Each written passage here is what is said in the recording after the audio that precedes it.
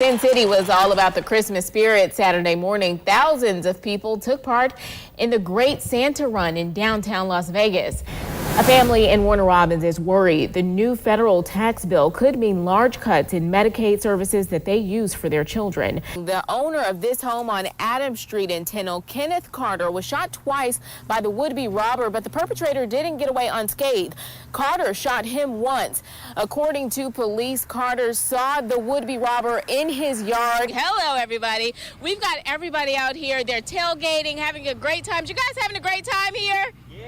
Yeah, they're relaxing. Right here, we've got the social media headquarters. WGXA's Matt Thielke is live outside of the medical center, Navicent Health. Matt, we understand that 2 people from that crash are there right now. Longtime restaurant owner and Macon community member is dead. Alfreda Lockett owned Mima's restaurant on Mumford Road. An airline mistakenly let thousands of pilots take the holiday season off. American Airlines reported Friday. This don't happen like this. Bright lights lit up this Washington County neighborhood last night for all the wrong reasons. Oh my God, Debbie, look, there's a helicopter. Sheriff's deputies, paramedics, and helicopters all responding to a call of shots fired on Adams Street around 7 last night. This usually quiet neighborhood became the scene of a double shooting Thursday night after the owner of this home on Adams Street got into a gunfight with a would-be robber in his yard. Police say the homeowner, Kenneth Carter, heard a noise in his backyard. He went to check and found a man breaking into his car. When Carter confronted the suspect, both of the men began shooting. He come here to live in the slow lane. Surprise, Ken. Both Carter and the intruder, identified as Thomas Canty Jr., are recovering. Canty will soon be released into police custody with another charge added to his already long rap sheet. That homeowner will undergo surgery and hopefully return to an otherwise safe neighborhood. We did not expect this. He did not expect this. In Washington County, Ashley Kirklen, WGXA News. You just get tired of being beaten on. It's not just a problem you see in a third world country. I met this guy and I thought he was a pretty decent guy. It's not just a big city problem. He said that he will treat me right and take care of me. But it's happening right here in Georgia, right under our noses. He shipped me off to Savannah, Georgia. At the time, 30-year-old Angela Brown went willingly from Florida to Savannah with the man that she thought would care for her. But once I got there, he wanted me to be his slave, his sex slave. Sex trafficking is the modern-day slavery.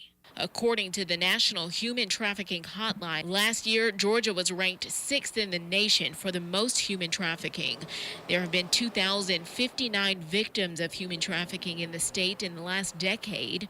This year, 150 human trafficking cases have been reported. The FBI has identified Atlanta as one of the cities with the highest cases of child sex trafficking, in part because of its busy airport. Cynthia Smith, the director with Out of Darkness Ministry Middle Georgia, says it's also Georgia's highways, which make it a prime location for traffickers. Georgia and California are the only 2 states who have an intersection where 5 major interstates come together. Traffickers move like underage girls, and not just them, but adult women that they have under their control. And they are Macon, Savannah, Augusta, Columbus, and Atlanta. There's Macon sitting smack dab in the middle of a traveling circuit for traffickers in this state. Through sex trafficking, Angela was taken from Savannah to Augusta. And during that time, Angela says she was feeding a drug and alcohol addiction to numb her pain. She says one of her traffickers held her captive for 3 days in his home. And he would just rape me every night. She says fear causes many sex trafficking victims to remain in that lifestyle. People think that when women prostitute, it's a choice. I've seen a guy get murdered when I was out there. I've seen how they will beat people up. Today, Angela educates people on how to spot the signs of human trafficking. She serves on the board of Out of Darkness Ministry, helping other women like herself get out of trafficking. Just continue to cry out to the Lord, and He will answer. The same hope, she says, saved her life. I don't think nobody can really set you free but Christ. Ashley Kirklen, WGXA News. Some are calling it the currency of the future. The digital money known as Bitcoin is gaining international attention after it skyrocketed in value. The popular cryptocurrency is used by people just like they would the dollar.